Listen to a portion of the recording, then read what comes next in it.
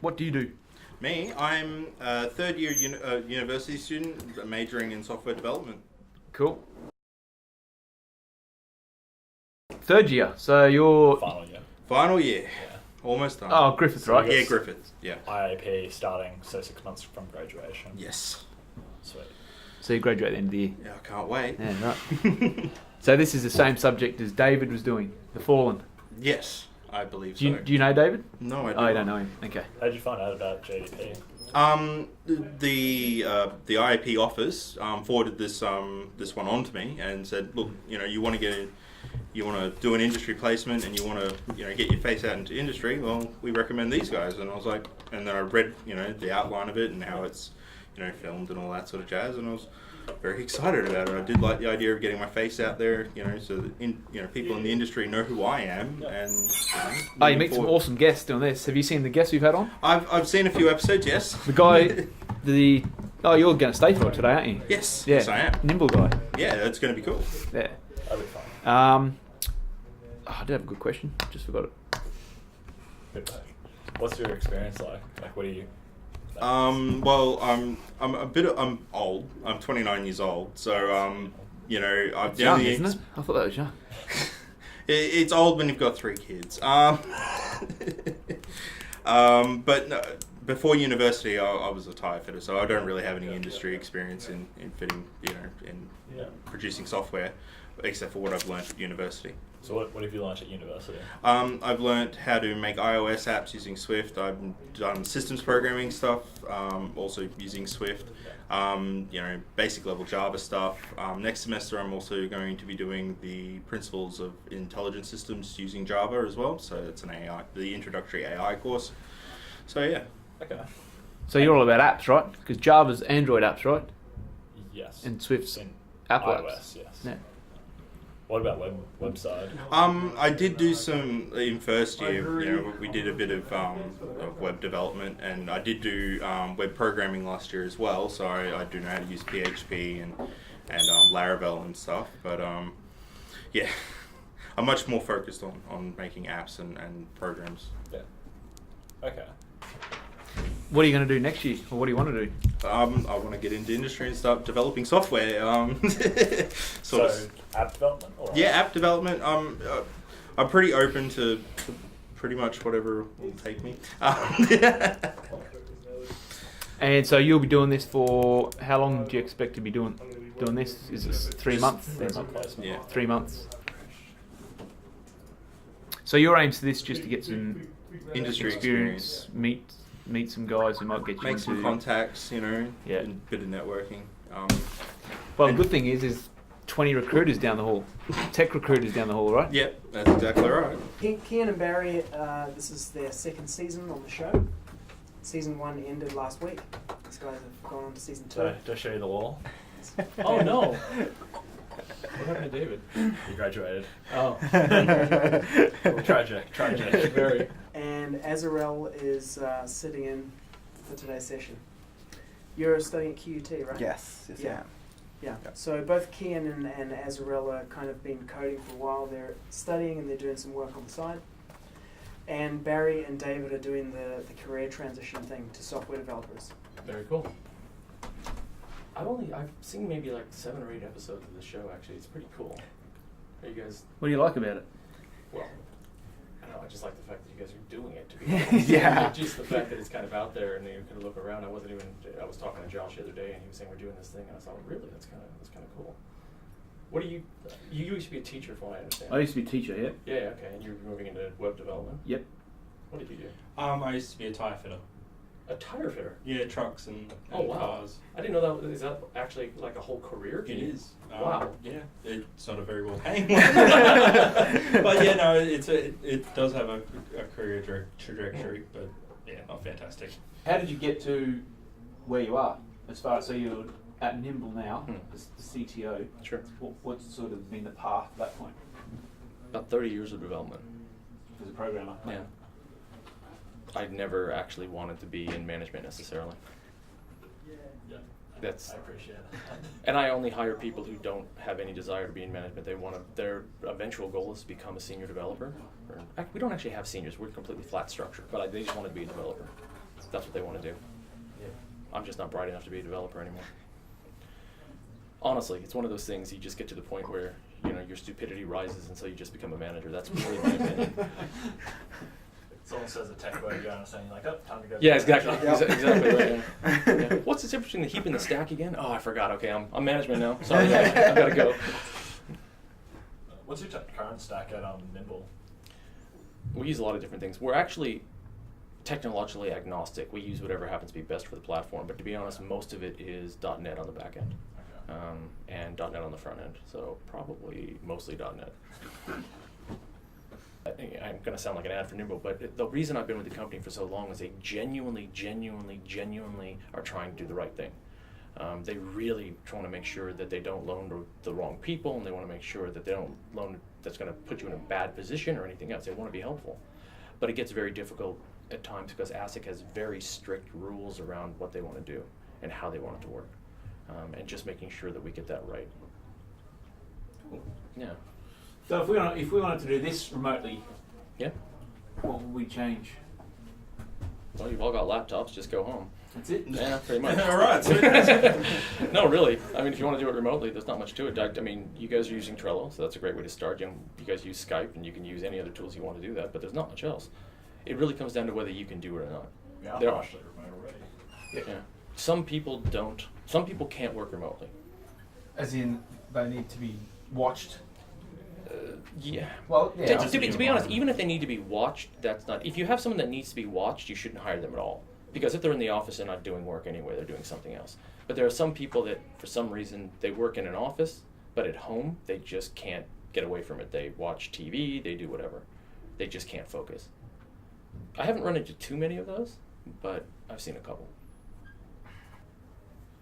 When I hire people, I hire them looking for a couple of things. A, they have to be a responsible adult. So they have to understand that they're an adult and they're responsible for their work. They have to really want to work in that. And a lot of people get scared if you give them too much freedom. So for me, I ask them questions and I actually give them a test. And I don't give them a technical test that says, do you know how to do this, do you know how to do that, whatever else it is. What I do is I say, you have 3 days, build me this system. Using any technology you want, doing any way you want to get it done. You'd be surprised how many people just quit. Because they don't, well, because a lot of people are developers, but they're not architects. They don't know how to sit from ground zero and to actually build something. I've had guys finish the whole thing in 3 hours. I've had other guys who've worked 3 days to the very end and none of it works. They can fix things that no one should be able to fix. They just, an example, a guy I know, he came in on his first week. I said, have a look at the system, do some stuff. And one of the things we were doing is getting it to work with our phone system. And we were having a bit of a problem. So he started looking at it, and at the end of the day I said, how'd you go? He said, well, there were some problems in it, so he said, I decompiled the DLL that came with the actual phone company, and then I made some changes and patched that up, and then I sent the patch to the company, so they're going to fix that on the next release, but it's working now. I mean, that was just what that was like in the first day and a half, and I was like, great. You know, this is what these guys do. There's nothing they really can't fix. I'm talking about, they don't muck around. They don't see limitations, they see a challenge. I've been able to work on such small time scales, you know, Yeah. get things fixed. Oh, and that's actually a lot of the reason why Nimble's still around, because when we've had really short time frame for things, these guys are just, they're like, yeah, this is normal. Just another day in the office. Yeah. So yeah, no, I love games developers as a whole. I mean, there's other developers as well, but if someone on their resume has, 5 years working for Icon or something like that, I just say, yep, let's have a chat. What about security? Any issues with security? Nope. Any particular reason why? Because we took security very seriously, and I've had, when I say I don't hire contractors, I don't hire contractors to do the development work, but I've hired external contractors to come in and do complete just actually try and break in as much as possible. Just say, let's do this. And that included physical intrusion, these guys dressing up as contractors and coming into the building and trying to get through things and trying to install stuff physically in the box, plus hacking in, and I'm talking everything. So just all that stuff. We made sure it was very, very, very tough to get in. And the problem, though, with security is it's a compromise. You're never secure. You always have to treat everything as if you are already compromised. This is one of the things they made very clear to me. Treat your entire procedure as if you've already been hacked. and try and mitigate what can happen from there. Because to be honest, we're in a volatile environment. I mean, we haven't had problems with security yet. I'm hoping we don't, but it'd be foolish to think it's never going to happen. Really, I mean, anything can be gotten into if you try hard enough. If someone puts enough resources to it, you have to make it. You just have to be the hardest house to break into on the street. It's a great thing about having a network. It's like, oh hey, I'm working on this. Everyone just hits it to see what they can break. Ay. So, how are you guys finding just getting into coding? Like, are you? How am I finding it? I'm imagining everyone's asking you this question on every episode. It's the reason I've been avoiding it, but I am kind of curious. Well, I started learning HTML and CSS about 3 months ago. Yep. And now I'm sort of touching on JavaScript, moving into that. And I get the feeling when I do it that technically it's something that I'm going to be able to do. It's just a matter of practicing and doing more and more and building things and that sort of thing. So that's how I'm finding it. It's just. Are you enjoying it? Yeah. I don't know how far along you are. I'm a third year, so I'm in my final year. Oh, awesome. I look at coding as like a big puzzle that I have to build the pieces for and then put together. So, it gets quite, it's frustrating, but I find it a lot of fun because I like doing puzzles. Yeah, of course. So looking at it that way sort of definitely helps with it for me. So yeah. That's great. Yeah. I love coding. I think it's, I really do. I've never written a line of code until I started university 3 years ago, and I was 26 then. So awesome. So yeah, I'd never looked at code, no interest in it, never seen anything else like it. Went to university because I like computers, and now I can write mobile applications and systems level programs. So very cool. Yeah, very steep learning curve, but yeah. Actually, it's funny, and I probably shouldn't bring this up, but in one of the other episodes I was watching, you were having a discussion with some guy who was talking about what it takes to be a developer. Don't go deep, go wide? Yeah.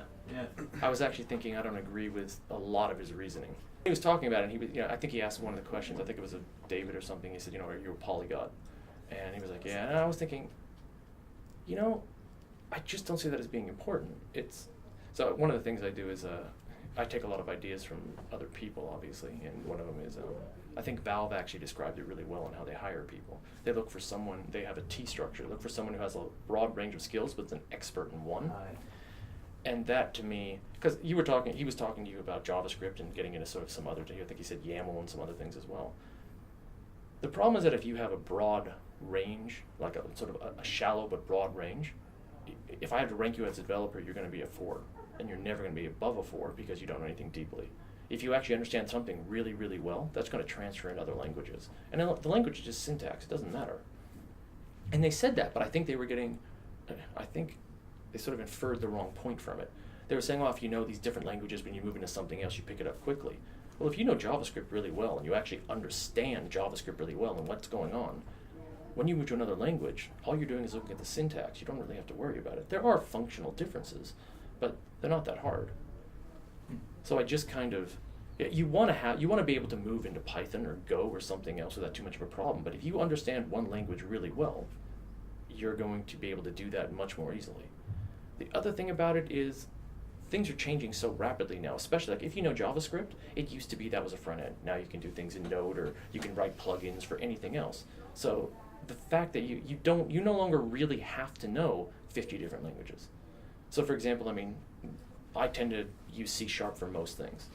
And C# has changed so much and done all these different things. And now, of course, people used to be, you can only do Windows stuff with it. Well, no, there's the Mono library. I can move across from that. They bought Xamarin, so I can actually develop cross-platform applications across, all 3 platforms if you consider the Windows mobile app an actual platform rather than an exercise in futility.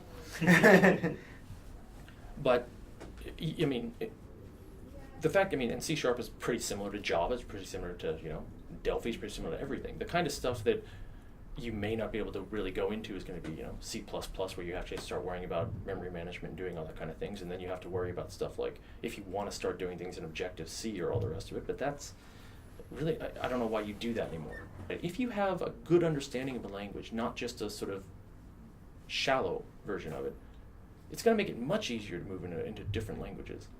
If you really struggle with just the syntax, then I don't think I've ever seen that.